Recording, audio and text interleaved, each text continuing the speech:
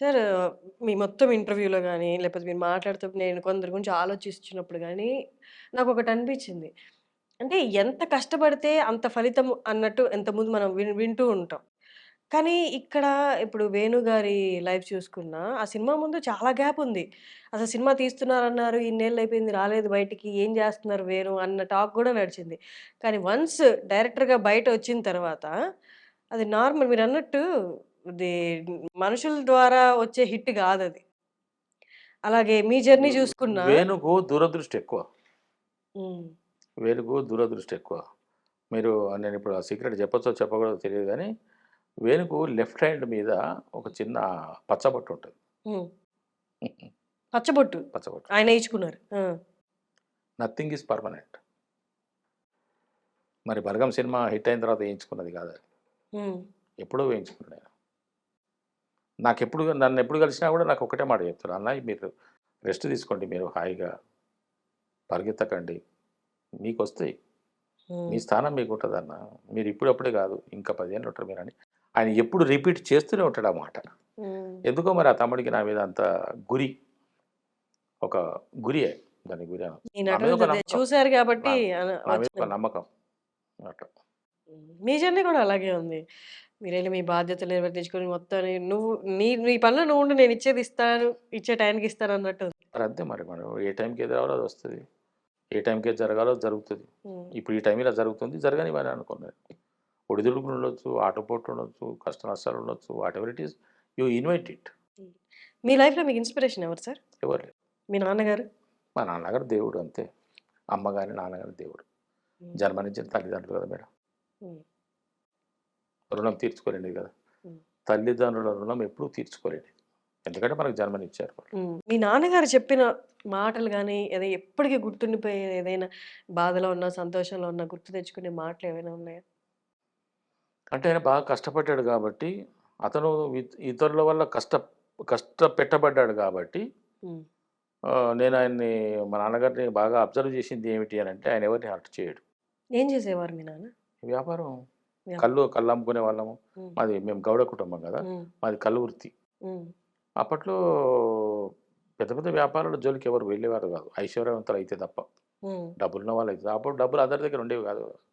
ఊర్లో ఒకరి దగ్గరనో, ఇద్దరి దగ్గరనో వందో, వెయ్యో దొరికేవి. హ్మ్. మరి మిగతా వాళ్ళ దగ్గర అంత రూ. 2, రూ. 3, రూ. 5 గదా! హ్మ్. ఎవరి దగ్గర డబ్బులుంటాయి ఉండేయి గావు. చాలా తక్కువ. హ్మ్.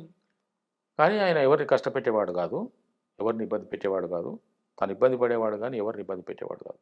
మా నాన్నగారి నుంచి మా నాయన అని అంటా. నాన్నగారు అంటే మరి అది వేరైతది. ఆ! మా నాయన నుంచి నాకొచ్చినటువంటి మా నాయన నాకిచ్చిన వరం ఏమిటి అంటే, హ్మ్. ఆయన లక్షణాలు నాకొచ్చినియి. హ్మ్. మా నాయన లక్షణాలు నాకొచ్చినియి. హ్మ్. ప్రేమగా ఉండడము, ఇతరులు ఏదన్నా మన మీద నమ్మకం పెట్టుకుంటే, ఆ నమ్మకాన్ని నిలబెట్టుకునేలాగా ఉండడము. హ్మ్. ఎవరిని చేయి చాచి డబ్బులు అడగకపోవడము. హ్మ్. హ్మ్. ఇటువంటివి అప్పు చేయకపోవడము. హ్మ్. అప్పు చేసేవాడు కాదు మా నాయన. హ్మ్. Unless it is compulsory. హ్మ్. అప్పు చేయకపోవడము, చిల్లర మాటలు మాట్లాడకపోవడం. చాలా పద్ధతిగా ఉండేవాడు మా నాయన.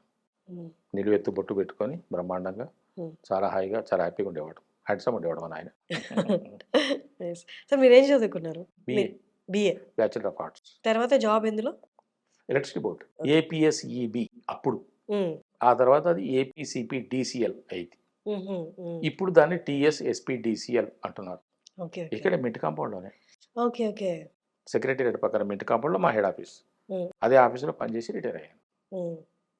18 సంవత్సరాలు నేను వనపర్తిలో పనిచేశాను. హుహు. నా ఇనీషియల్ జాబ్ నేను అపాయింట్‌మెంట్ అయింది వనపర్తిలో. హ్మ్. ఎలక్ట్రిసిటీ రెవెన్యూ ఆఫీస్‌లో వనపర్తిలో జాయిన్ అయ్యాను. ఆ తర్వాత అక్కడి నుంచే డివిజన్ ఆఫీస్‌కి ట్రాన్స్‌ఫర్ అయ్యాను. అక్కడే లోకల్‌లోనే. హ్మ్. ఆ తర్వాత ప్రమోషన్ మీద ఆ తర్వాత జడ్చర్లకు ట్రాన్స్‌ఫర్ అయ్యాను. హ్మ్. ఒక 3, 4 మంత్స్ పనిచేశాను. అప్పుడు వనపర్తిలోనే ఫ్యామిలీ. హ్మ్. నేనే అప్ అండ్ డౌన్ చేసేవాడిని. ఆ తర్వాత నాకు ఎల్‌డీసీ నుంచి యూడీసీగా ప్రమోషన్ వచ్చింది. 97లో గద్వాల్‌కి వెళ్ళాను. హ్మ్. గద్వాల్‌లో పనిచేశాను. అప్ అండ్ డౌన్ చేశాను. అక్కడ 2 ఇయర్స్ పనిచేశాను. హ్మ్. 99లో మళ్ళీ వనపర్తికొచ్చాను. హ్మ్. 2002 వరకు వనపర్తిలో పనిచేశాను. హ్మ్. అంటే 84-2002 18 ఇయర్స్ పనిచేశాను. అబ్బా! హ్మ్. ఆ తర్వాత హైదరాబాద్‌కి ట్రాన్స్‌ఫర్ అయ్యొచ్చాను. మా నాన్నగారు చనిపోయిన తర్వాత, మా హ్మ్. నాయన హ్మ్. చనిపోయిన తర్వాత మా ఊరికి దగ్గర అవుతుందని మా ఊరికి ట్రాన్స్ఫర్ చేయరు. హ్మ్. డిస్ట్రిక్ట్ టు డిస్ట్రిక్ట్ ట్రాన్స్ఫర్ చేయరు ఓకే. ఆ క్యాడర్‌లో. హ్మ్. అందుకని డిప్యుటేషన్ మీద హైదరాబాద్‌కొచ్చాను. హుహు. డిప్యుటేషన్ మీద హైదరాబాద్‌కొచ్చి హైదరాబాద్‌లో డిప్యుటేషన్ కూడా అయిపోయింది. హ్మ్. నాకు పర్మనెంట్ ట్రాన్స్ఫర్ ఇచ్చారు హైదరాబాద్‌లో. ఆ తర్వాత నాకు హైదరాబాద్‌లో ప్రమోషన్ వచ్చింది. హ్మ్. జూనియర్ అకౌంట్స్ ఆఫీసర్‌గా రిటైర్ అయ్యాను. అమేజింగ్. ఇప్పుడు కరెంట్ ప్రాజెక్ట్స్ ఏం ఏం చేస్తున్నారు సార్? ఇప్పుడు 7 సినిమాలున్నాయి మేడం. ఓకే. 7 సినిమాలున్నాయి. కంప్లీట్ అయిన సినిమాలు ఒక 5, 6 ఉన్నాయి. హ్మ్. రిలీజ్‌కి రిలీజ్ అంటే రెడీ అయ్యున్నాయి. డబ్బింగ్ పోస్ట్ అన్నీ ప్రొడక్షన్ రెడీ. జరుగుతుంది. Know everything is ready. Okay. Okay. First copy ready అయ్యి ఉన్నాయి. ఓకే. అవి బయటకు రావాలంటే మరి అక్కడ కదా కష్టాలు. హ్మ్. హ్మ్. హ్మ్. అవి ఒక 5, 6 ఉన్నాయి. ఇప్పుడు చేస్తున్న సినిమాలు 7 ఉన్నాయి. హ్మ్. రేపు మేలో 2 సినిమాలు స్టార్ట్ అవ్వబోతున్నాయి మేలో. హ్మ్. హ్మ్. నాకు ఒకదాని వెంట ఒక సినిమా వస్తున్నది. హ్మ్. నేను ఖాళీగా ఉండట్లేదు. ఖాళీగా ఉన్న రోజు రెస్ట్ తీసుకుంటున్నాను. ఎప్పుడైనా షూటింగ్ నాకు బాధ కలుగుతుంది మేడం. ఎప్పుడైనా షూటింగ్ క్యాన్సిల్ అయితే. ఓహ్! అలవాటు పడిపోయారు. షూటింగ్ క్యాన్సిల్ అయితే బాధ. అంటే నేను అలవాటని కాదు. హ్మ్. నేను పని మీద ఉండాలని కోరుకుంటా. అంతే. అలాగా. హ్మ్. అదొక ఆనందం పనిలో ఉంటే. ఆనందం నాకు సాయంత్రానికి ఒళ్ళు నా అలసిపోయి అదృష్టం ఏందంటే, నాకు ఆఫీస్‌లో పనిచేసేటప్పుడు గూడా హ్మ్. అన్ని పాడుబడ్డ సీట్లు, హ్మ్. ఓవర్ లోడెడ్ సీట్లు, ఓవర్ బర్డెన్డ్ సీట్లు, పెద్ద హెడేక్ సీట్లు హ్మ్. అవి నా చుట్టూ తిరిగేవి. ఓకే. ఆ!